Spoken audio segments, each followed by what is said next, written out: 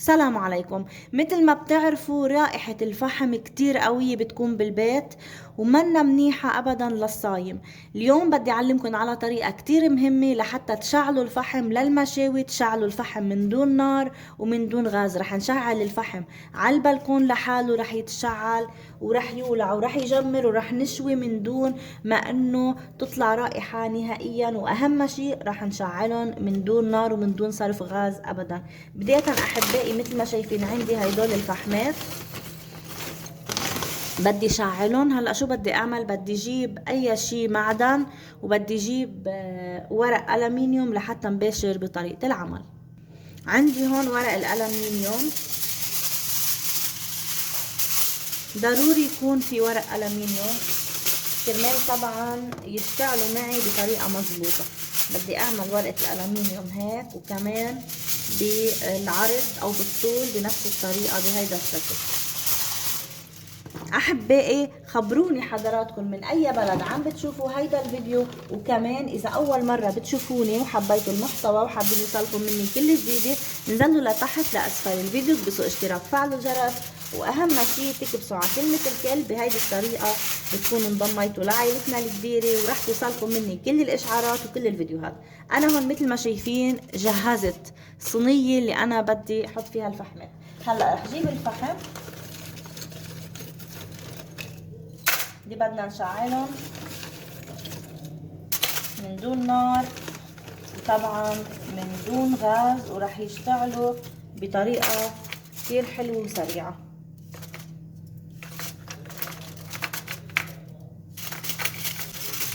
حطينا الفحمات مثل ما شايفين بهيدا الشكل. انا بحاجة كمان لسرنجة او ابرة. عندي هيدي السرنجة مثل ما شايفين، وكمان انا بحاجة للزيت المستخدم او الزيت المحروق الموجود عندكم. اكيد كلياتنا بيطلع عنا زيت للرمي، ما بدنا يقلين فيه كذا مرة، فهيدا الزيت انا بحاجة له، مش منجيب زيت جديد لا. شوفوا انا شو عاملة هون. عندي هون زيت، شفتوا هيدا الزيت؟ شفتوا هون؟ هيدا زيت مستعمل. في زيت بطاطا، زيت سمك، زيت دجاج، كلياته الزيت المستعمل انا ما برمي ابدا ابدا ابدا. دايما وقت بدي بدل الزيت بجيب هيدا الجالون مثل ما شايفين وبحط الزيت المستعمل بقلبه. والسبب هيدا الزيت انا بقدر استفيد منه بكتير قصص. بقدر مثلا اعمل فيه صابون، وانا بالعاده بعمل صابون بالبيت. انا عامله على القناه من زمان كيفيه عمل الصابون من الزيت المستخدم. طريقته كتير سهلة، إذا بتحبوا تشوفوه ما عليكم إلا تكتبوا طريقة عمل الصابون جمانة بلانت بيطلع لكم الرابط أو بيطلع لكم الفيديو بسرعة. فمثل ما شايفين كمان بنقدر نستخدم هيدا الزيت بإشعال الحطب، بإشعال أي شيء، بإشعال الفحم. اللي عندهم أذان على حطب بيقدروا يشعلوا الأذان على حطب كمان بالزيت المستخدم. أو فيكن تجمعوا الزيت وتبيعوه لمحلات الصابون بيشتروا منكم بسعر كتير غالي، لأنه طبعا محل الصابون او خان الصابون بيستخدم او بيصنع الصابون من الزيت المستخدم. طبعا هاي معلومة كتير مهمة للناس اللي ما بيعرفوا. اذا بدي زيت مستعمل مثل ما شايفين. رح اخد شوي صغير هيدا الزيت عندي، رح اسحب بالسرنجة شوي هالقد بزيادة. رح نجهز الفحمات. هلا هو حاحطهم على جنب وبدي جيب محارم او كلينكس. جبنا هيدي المحرمة مثل ما شايفين ورح نبلش نحط هيك على الجوانب.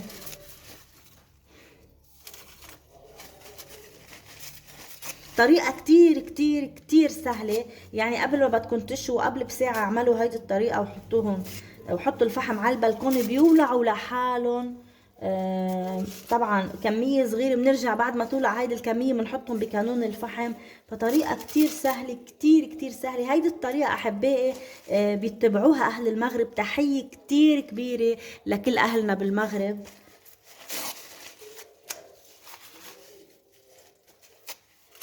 بهيدا الشكل مثل ما شايفين.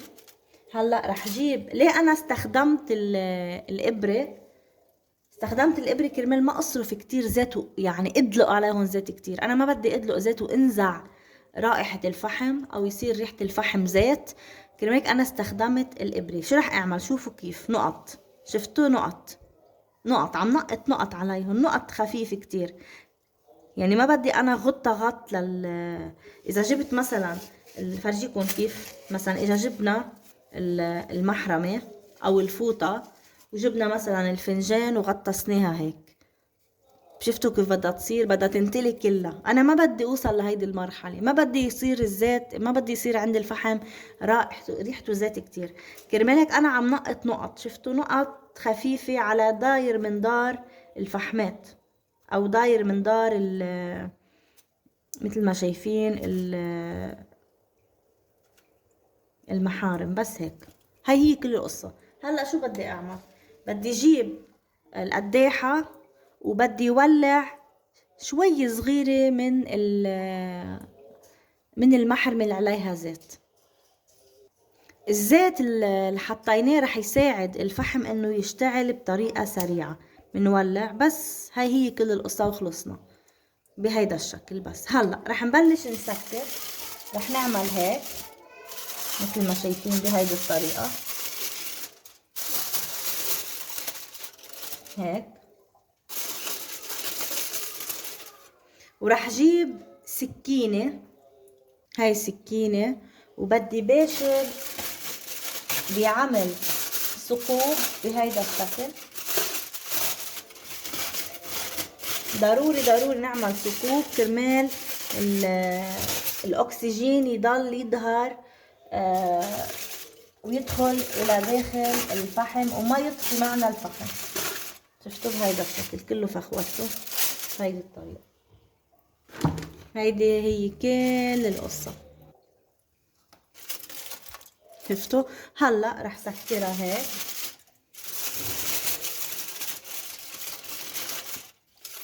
بس اذا بدي سرع القصة كمان برجع بولع وحدة تانية. هي ولعنا وحدة تانية كمان، حولع مثلا بعد وحدة هون هيدا الشكل وخلص. هلا بتركها، بشيل اللي عندي هيدي الصينية اللي انا حطيتهم فيها وبحطها عندي على البلكون. شفتوا؟ بسرعة بيجمروا، بسرعة بياخدوا على بعض. رح شيلهم نحطهم برا بانتظار انه عندي الفحم يجمر. هون نحنا بنكون عملناه بطريقة كتير بسيطة، ما حطيناه على الغاز ابدا، ما صرفنا غاز نهائيا. وحتى انه الطريقة مثل ما شفتوا كتير بسيطة. هلا كنت طبعا انا حطيتهم على البلكون برا كرمال الريحة. رح فرجيكم هلا شو صار عندي.